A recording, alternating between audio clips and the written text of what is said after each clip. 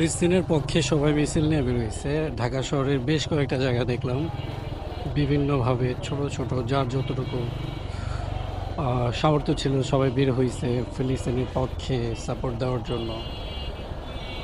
But ultimately এটা কতটুকু effective I don't know, but আমার কাছে যেটা মনে হয় যে আমরা এভাবে সাপোর্ট না দিয়ে আমেরিকা যেভাবে ইসরায়েলকে সাপোর্ট দিচ্ছে, আমাদের আরব আমিরাত, তারপর মিডল ইস্টের যে মুসলিম কান্ট্রিগুলো আছে ওরা যদি ওইভাবে সাপোর্ট দিত ফাইন্যান্সিয়ালি, তারপর ওয়েপেন দিয়ে, মিসাইল দিয়ে, হ্যাঁ, তাইলে আমার মনে হয় সেটা কাজে দিত। সেইটা হয়তোবা আমেরিকা বা ইসরায়েল গুরুত্ব সহকারে দেখতো। বাট আমরা কি করতেছি? আমরা ফুড ডেলিভারি করতেছি, আমরা কি করতেছি? আমরা ভলেন্টিয়ার পাঠাচ্ছি, আমরা কি করতেছি? আমরা মেডিসিন পাঠাচ্ছি। কেন ভাই, কেন আমরা মেডিসিন কেন পাঠাবো? আমরা ফুড ডেলিভারি কেন করব? আমরা আমাদের দেশ থেকে সোলজার পাঠাই। পাকিস্তান দেশ থেকে সোলজার পাঠাক। পাকিস্তান তো পারমাণবিক শক্তি সমৃদ্ধ একটা দেশ, পারমাণবিক বোমা পাঠা।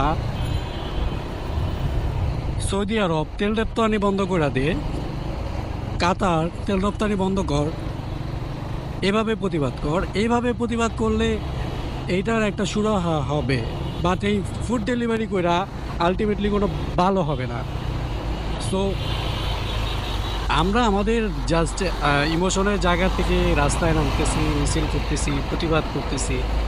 আবার কোনো কোনো পার্টি আছে যারা যারা যারা তাদের মার্কেটিং করার জন্য, ফ্রন্ট লাইনে আসার জন্য, মানুষের সিম্পেথি গেইন করে তাদের স্বার্থ হাসিলের জন্য তারাও মাঠে নামতেছে। সো বোথ সাইডে আছে, বাট এগুলো কোনো ইফেক্টিভ কোনো কাজে না।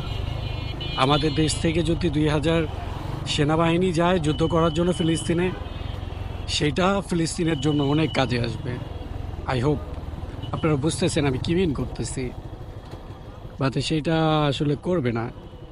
সো সেইটা না করে এগুলো করে লোক দেখানো, হ্যাঁ, কাজ করে কোনো মানে হয় না। ধন্যবাদ সবাইকে। এতটুকু ছিল ভিডিওতে, আর কিছু বলার নেই।